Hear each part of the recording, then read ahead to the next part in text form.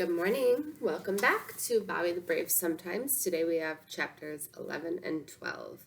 On the board behind me, you'll see that we have 2 learning targets, and right now I only have 1 question written down. I'll add another one as I read. But I'm noticing that some of us, when we're submitting our answers on the computer, are not using complete sentences. I understand that we're not entirely used to using keyboards for an extended amount of writing, but if we're not trying to make complete sentences, then we're not going to get better at using the keyboards. So I am giving you more points the more that you write like the race strategy, and fewer points the less that you write like the race strategy. So if you're only writing cause blah blah blah, that's not a quality answer. I understand it's easier and it's quicker to type like that on the computer, but typing is just writing, but with keys. So if you can write complete sentences on a piece of paper with a pencil, then you can type them as well. It might take you longer, but you can still do it. Okay, so we're going to practice using complete sentences to answer questions and using text evidence to support your thinking, because we're not, some of us still aren't using our EVPs and referring back to the text. I'm not saying you have to use it word for word because you don't have it in front of you, but paraphrase it. Tell me what you remember happened. You don't have to quote it directly. Okay, chapter 11, Big and Strong. That's the title. All weekend, the familiar sound of the sewing machine whirring away filled the air.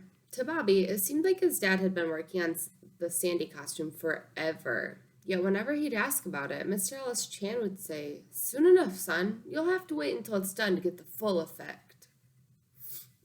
I want you to predict right there why his dad might actually... It's not really a prediction, actually. It's kind of like an inference. Thinking about Bobby's dad and what we know about him and doing things other than football, why do you think he's making him wait? While Annie was out buying Halloween decorations with Mr. Ellis Chan, Casey stayed home to watch Princess Becky's Planet. Princess Becky sang to the Halloween pumpkins to make them grow big and strong. That's what I need, Bobby thought. If I could get Princess Becky to sing to me, maybe I'd get big and strong. As he watched the rest of the show, Bobby wondered if his mom would let him quit school. He didn't want to face Mr. Reinerhouse on Monday. Perhaps he could get a job. Bobby tried to think of what he was qualified to do. Ice cream tester, donut taster, rock collector. The sewing machine noise ceased, and Mr. Ellis Chan appeared in the doorway holding a football. "Bobby, how about tossing the ball with me for a bit?" Normally, when his dad asked him to play football, Bobby said no. But this time was different. Maybe, just maybe, a miracle would occur, and he would learn enough to not humiliate himself during PE. It was a long shot, but anything was worth trying. "Sure, Dad, why not?" Mr. Ellis Chan lit up. "Really? Wow! All right then, let's go." The targets and other things were still set up for Annie's football drills, but Bobby was more interested in just throwing the ball and catching it. He knew the rules of the game pretty well. Bobby had watched football lots of times on TV with his father. Whenever someone got tackled, Bobby shut his eyes. He didn't like seeing people get hurt. The last time his dad played professionally, Bobby had been 6 years old. When the freezer got knocked down and didn't get up, both Bobby and his mother started crying. Later at the hospital, Bobby was still crying. He thought his father was going to die, but he didn't die. Instead, his knee was so busted that he would never play pro ball again. Bobby never told his dad, but he was happy when he heard the news. Why do you think Bobby was happy when he heard the news?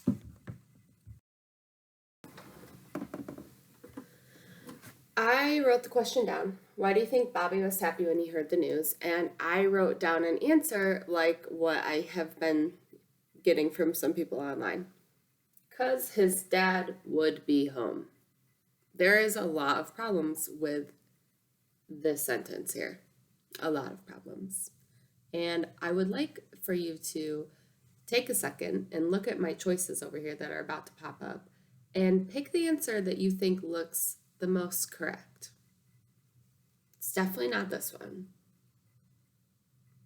Okay, so hopefully you picked one that changed this cuz to because. And we don't spell wood like this, and you definitely know that. But even that way isn't enough, I don't think. We don't start sentences with because, we restate them. So, what we could actually say, which I know you all know this, and I wouldn't have to be doing this right now if you were writing this way on the computer, but you're not. So, why do you think Bobby was happy when he heard the news? I think Bobby was happy because his dad would be home. Am I done? In fourth grade? Sure not. I have to refer back to the text. I have to say why I think what I'm thinking. I think this because in the story I learned how busy football made his dad. I think Bobby was happy because his dad would be home. I think this because in the story I learned how busy football made his dad and how Bobby wants to see him more. I know that if you are handwriting your responses, all of you can do this. So I understand that when you're typing it, it's harder for you right now. So you don't want to type as much, but you have to. You have to practice your typing. I know it stinks. I was definitely not a good typer until like high school when I took a keyboarding class, but just take your time. It doesn't have to be perfect. I know we're going to have mistakes, but you can refer back to the text. It's one more extra sentence. Really not that bad. Okay.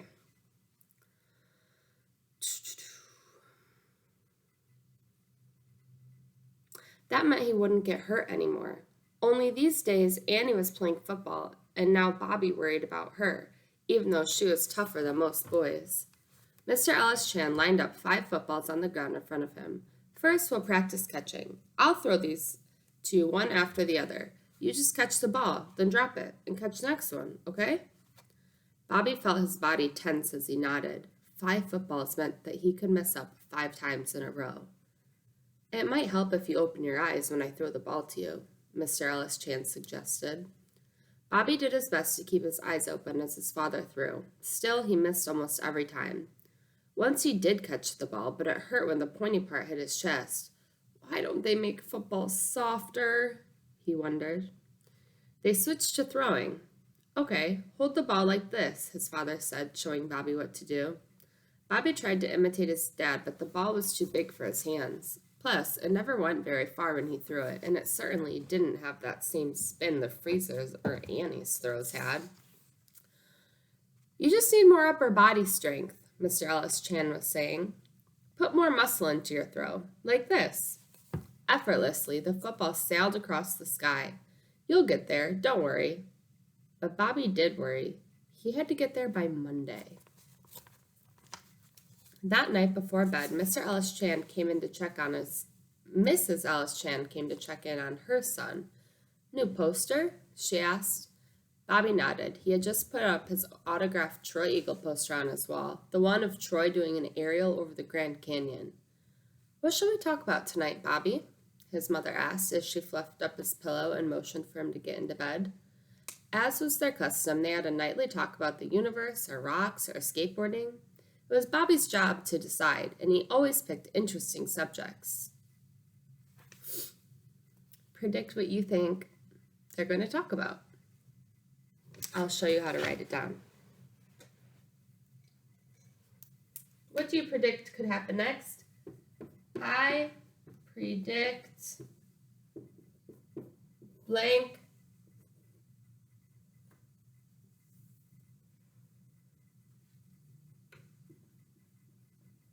because blank.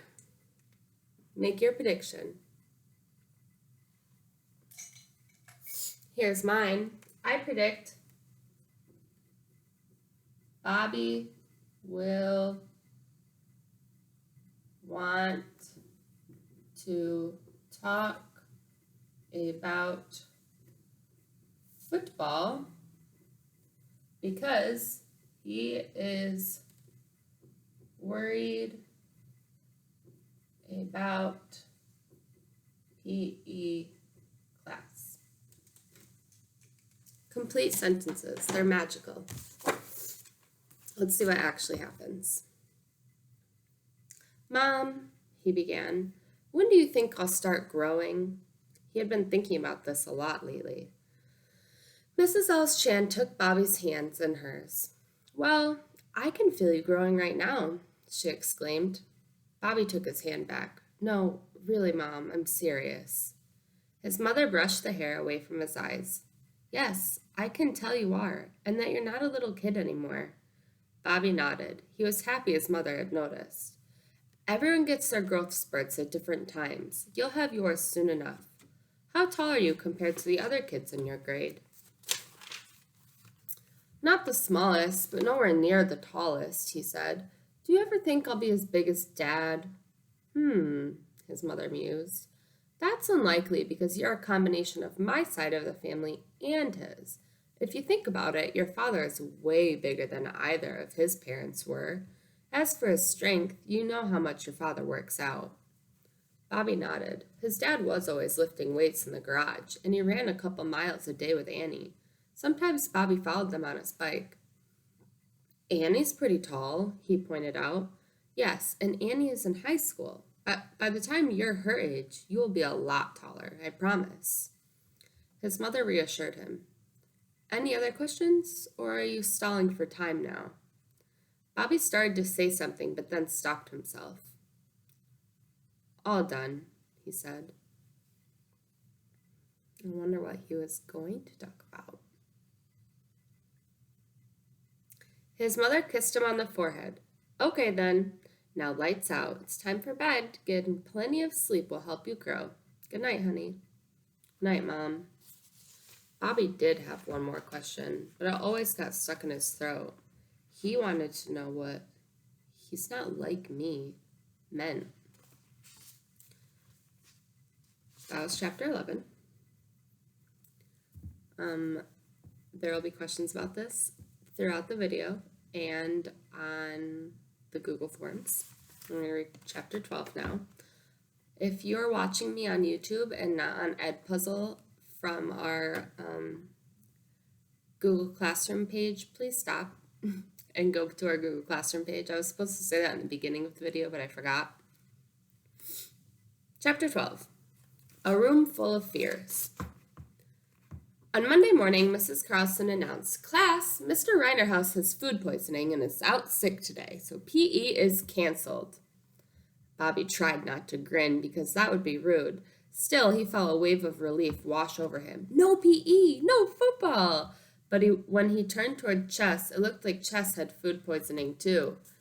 Are you okay? Bobby asked. I'm nervous, Chess croaked. What are you nervous about? About the musical. My Uncle Karam is coming, and he's a great singer, Chess explained. Every family reunion, he forces us to listen as he sings Bollywood songs. He says he's bringing all the relatives to the musical, and you know how many of those I have?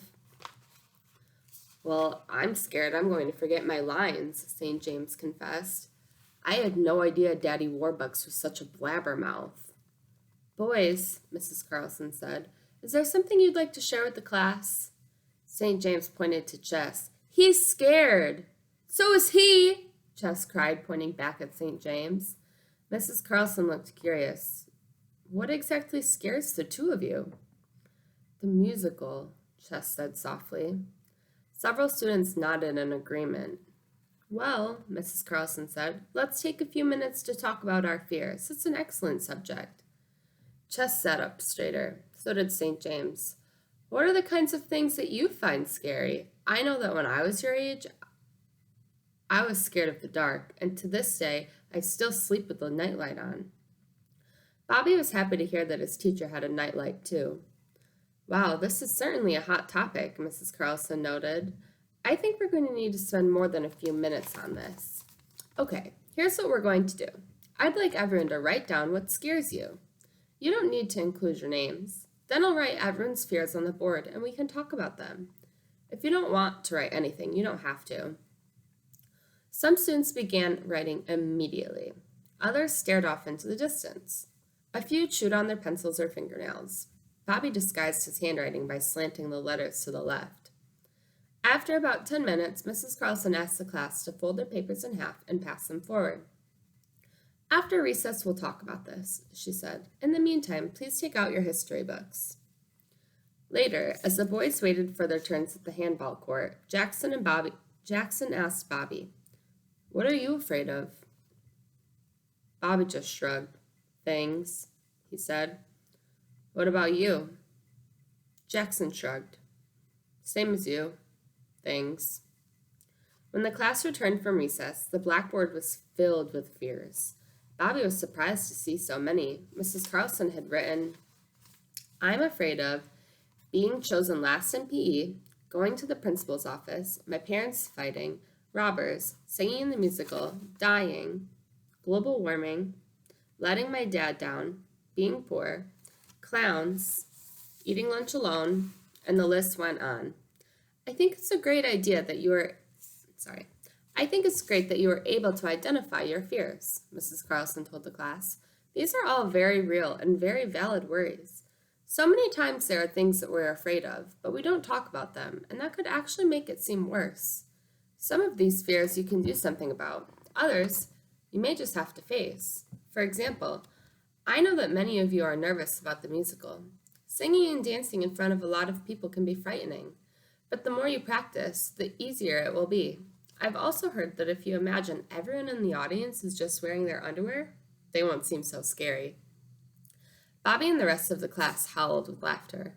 It was funny to hear a teacher say underwear, and imagining a room full of people in their underwear was even funnier. Mrs. Carlson continued, "If you're worried about global warming, then maybe you can help try to stop it. You may not be able to do this single-handedly, but just knowing that you're part of the solution may make you feel better. Does anyone else have some ideas on how to cope with any of these fears? You don't have to say which one is yours." Jillian Czar raised her hand. "If you're afraid of clowns, then don't go to the circus." "That's good thinking," Mrs. Carlson said. She pointed to Swoosie next. "If you don't want to go to Principal Cowan's office, then you shouldn't do anything bad," Swoosie said, looking at St. James. "Oh, and I'm scared of robbers. One of our lawn gnomes was stolen a couple weeks ago, and in the middle of the day, too." Bobby's eyes grew big when he heard this.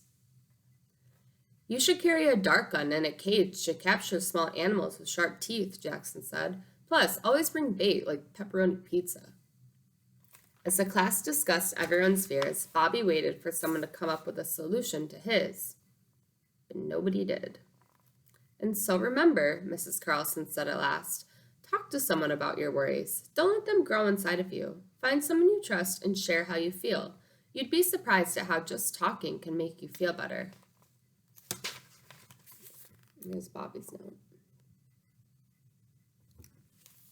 And here's Mrs. Carlson pointing to the board.